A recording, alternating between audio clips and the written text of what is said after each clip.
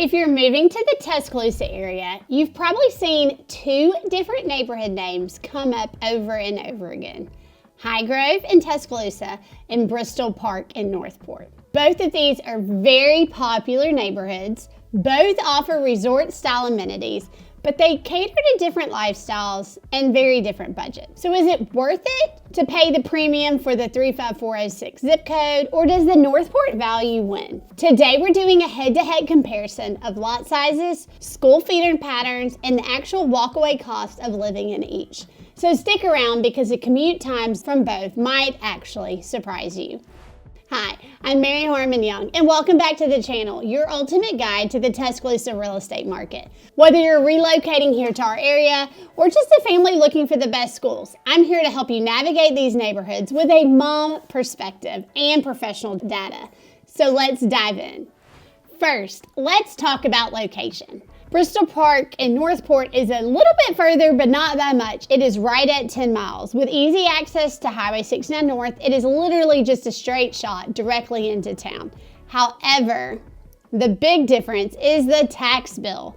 A $630,000 home in Highgrove has an annual taxes of about $2627 compared to Bristol Park, where a $540,000 home currently has homestead taxes of just $1,712. It's nearly about $1,000 a difference in a year in savings just for living in Northport on the other side, not even on the other side of the river, but that way on the same side of the river. Both neighborhoods are very heavy on amenities, but the layout is totally different. Highgrove has a true full-scale clubhouse for events. It has pickleball courts that are right next to the pool, and it has a high-energy social zone, but keep in mind the main playground is tucked away elsewhere in the neighborhood. There are lots of green spaces all throughout Highgrove. It has basketball courts, it has fire pits, fireplaces, and my favorite is not only does it just have sidewalks, but it has sidewalks in between the homes so that you not only have a little bit more privacy as you're walking and it's prettier, but the kids on their bike are further away from traffic and from cars. Bristol Park offers a more traditional family setup. While it has bathrooms at the pool, it does not have the full clubhouse, but its playground is shade covered and it sits right next to the pool. As a mom, I love this because you can keep an eye out on the kids at the park and the pool at the same time. Bristol Park also has a much lower HOA at $475 a year compared to Highgrove's at $1,000 a year. Now, let's look at the lots. Highgrove is designed like a village. Many homes actually face beautiful green spaces instead of the street, with alleyway garages tucked to the back to keep the front view pristine. You can find manageable lots at just 0.18 of an acre. However, they also have lots all the way up to estate-sized lots in the neighborhood.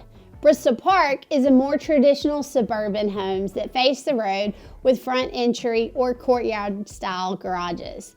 But the value can't be beat. The current listings here sits on about a 0.33 of an acre and offers over 2,600 square feet. In fact, you're paying about $205 per square foot in Bristol Park versus about 250 plus square feet in Highgrove. As a mom, the most important part, Highgrove feeds into Rock Quarry Elementary School, which earned a 99 on the state report card and has 13 national board certified teachers.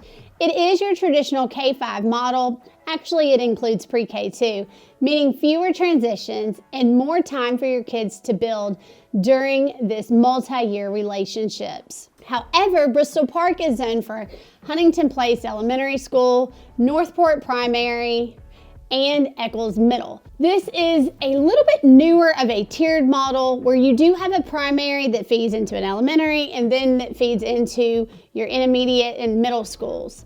While these schools are excellent and highly specialized for each grade in different age groups, it does mean your child will have more transitions compared to the traditional pre-K or K-5 route that you see at Rock Quarry. I was not able to find any true data on how many national board certified teachers are at Huntington Place Elementary School. However, I did note that both did score an A on their state report card. I will say that Huntington Place is a little bit smaller. It does technically have a smaller teacher to student ratio. It was at 17-1, whereas Rock Quarry was 16-1. When we look at the housing markets in Bristol Park and Highgrove back in 2025, we are presented with two very distinct investment profiles within the Tuscaloosa broader market.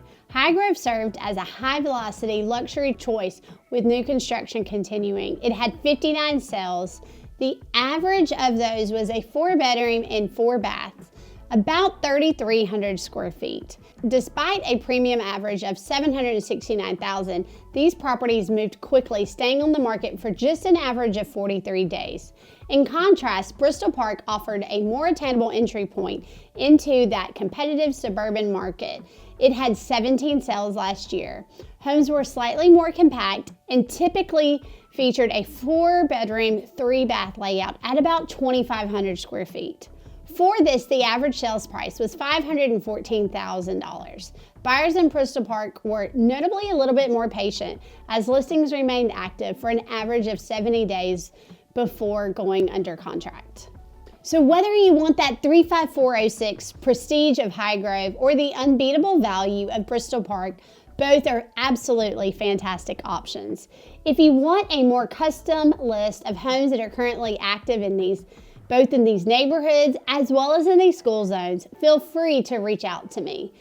You're welcome to email, call, text, or DM. All my information is below in the description. Thanks for watching, and I'll see you in the next video.